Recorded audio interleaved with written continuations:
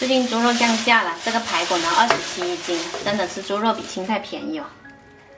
我们来把这个排骨清洗干净，加入一勺淀粉，再来一点点清水，先抓洗一下，然后用清水多冲洗几遍。洗好了稍微沥干水，然后来腌制一下，加入生抽、蚝油、少许淀粉，先给它搅匀。搅匀了之后呢，再来一点点食用油，给它锁住水分，再次拌匀腌制20分钟。接着我们再来准备2根苦瓜，刮去白杆，切成小条。现在的苦瓜不是正当季，特别贵，1斤要8块钱。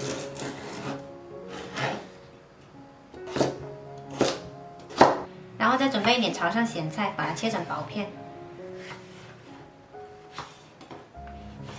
接着我们来起锅热油，油不用太多，油温热了，把排骨放进来先煎，用小火慢煎，煎至8成熟，中间多放2加面，然后加入蒜片跟姜片，翻炒一下，再加入苦瓜翻炒，还有我们的咸菜。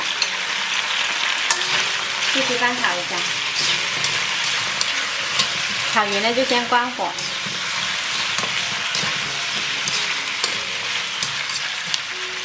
我们给它放到砂锅来焖。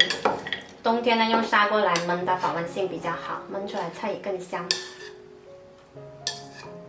刚好满满的。再加入1碗开水，来一点点生抽，再调一下色。盖上盖子，大火煮开，转小火焖15分钟。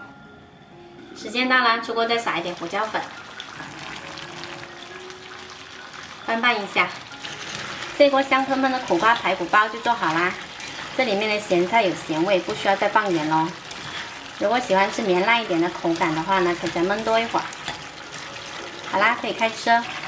喜欢的朋友可以试一下哦。